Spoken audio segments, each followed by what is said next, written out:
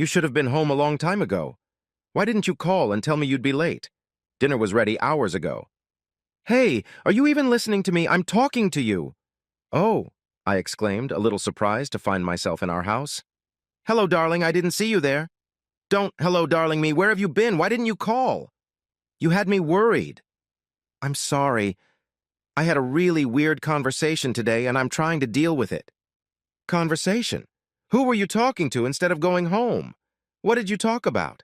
Do you remember Teresa? You don't mean the girl who lived next door to our first apartment, do you? The one who was in love with you. She was 17 and graduating from high school, so not really a kid. Besides, we were only 21, so we weren't even that much older than her, but yeah, that Teresa. It was my turn to make afternoon coffee, and I ran into her at the coffee shop.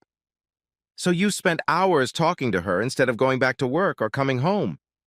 Oh no, I only talked to her for about 5 minutes while I was waiting for my coffee. Then why are you only coming home now after all this time? It took a long time to digest what was said in those 5 minutes. Okay, what did she say? She told me she was still in love with me and wanted me to ask her out once the divorce was final. Divorce? Since when are we getting a divorce? Yeah, it kind of threw me off a little bit too. Let me go back and tell you the whole story. Hey, Charlie, I've missed you since you moved out. How are you doing? I'm doing fine, Teresa. I'm keeping busy with work and a little home remodeling. How are you doing? I'm busy all the time, too. I'm in nursing school right now. I'm also working part-time at the health department, living with my mom to cut costs. You should stop by for a visit sometime. In fact, once your divorce is final, you should stop by and pick me up for a date.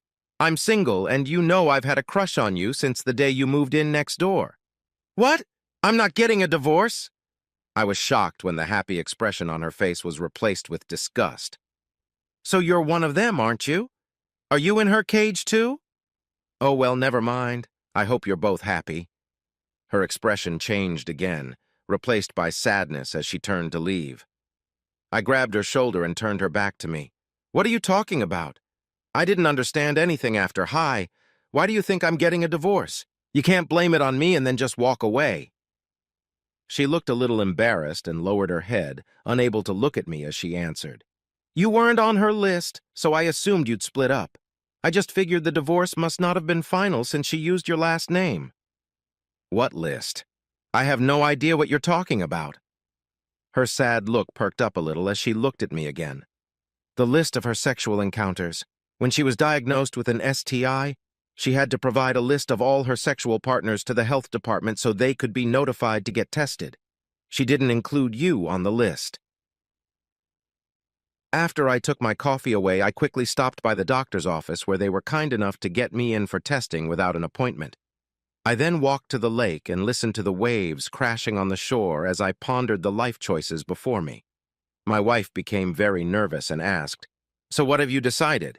I think I'll take her to that new Italian place we talked about and then we'll dance.